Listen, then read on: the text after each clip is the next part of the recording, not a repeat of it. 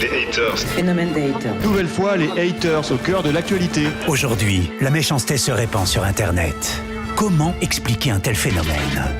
20 ans plus tôt, Orangina Rouge crée un personnage qui marquera une génération entière. Pourquoi est-il aussi méchant ? Coïncidence ? Notre enquête a révélé des liens troublants entre les haters et Orangina Rouge. Habité par son personnage, le comédien Maurice Lamy se retrouve très vite piégé dans son rôle. Après Orangina Rouge, il a changé. Il était comme imprégné de son personnage. Il commençait à sortir en cachette. Il recevait des centaines de lettres de ses fans écrites à l'orange sanguine. C'était vraiment flippant.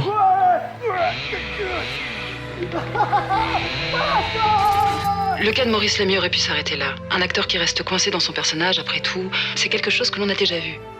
Mais j'ai senti, dès notre première rencontre, que son cas était vraiment à part.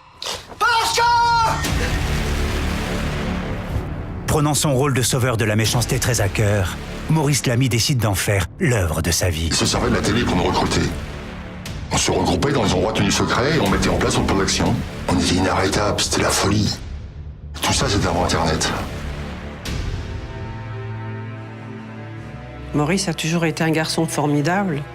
Et puis il y a eu cette pub. À partir de là, il y a eu un véritable basculement. Il m'a dit, maman,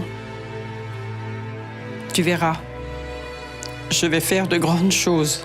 Je vais changer la face du monde. Un jour, tu comprendras. Et pourquoi est-on aussi méchant ? Plus de 20 ans plus tard, tout relie Maurice et l'ordre du parce que aux haters d'aujourd'hui. Les études ont montré irréfutablement que les dates de naissance des haters correspondaient parfaitement à l'âge d'or de l'ordre du parce que. Laissez-moi vous montrer quelque chose. Ça, c'était pas une mise en garde, peut-être ? Ça veut dire, je reviendrai dans 20 ans. Les signes étaient là, depuis le début. Internet est arrivé et ça a tout changé. L'ordre a pris une toute autre dimension avec les réseaux sociaux. Si l'on regarde la localisation des premiers tweets de haters en France, on découvre quelque chose de très troublant. Depuis toutes ces années, Orangina nie toute complicité avec son acteur fétiche. Orangina n'avait aucune connaissance des agissements du comédien. C'est une affaire épineuse et c'est pour cela que mon client aimerait que le cas de Maurice Lamy fasse jurisprudence.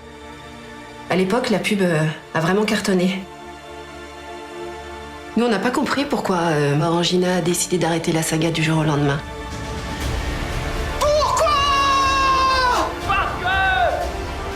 En interne, on m'a toujours dit de rester très discret sur ce dossier. Malgré les récentes révélations, cela n'empêche pas Orangina, 20 ans plus tard, de ressortir le produit à l'origine de ce scandale. Hasard ou préméditation ? Beaucoup pensent qu'Orangina avait conscience des manigances de son comédien. Oh, qu'est-ce que tu fais, toi ? Mais travaille ! Et maintenant qu'il a répandu la méchanceté, notamment sur Internet, le terrain est prêt pour le retour de l'Orangina Rouge. Ces adeptes sont infiltrés partout, dans les grands groupes marketing, les médias, les réseaux sociaux. Allez, dépêche-toi. Et toi ? Alors non, c'est très bien. C'est une organisation qui nous dépasse. Et n'oubliez jamais, la méchanceté, c'est gratuit. Et si c'est gratuit, il faut pas se gêner. Faire du mal, après tout, c'est tellement bon. Et pourquoi est-on aussi méchant ? J'ai créé un monstre. C'est sûr qu'Orangina veut nous faire croire à un cas isolé.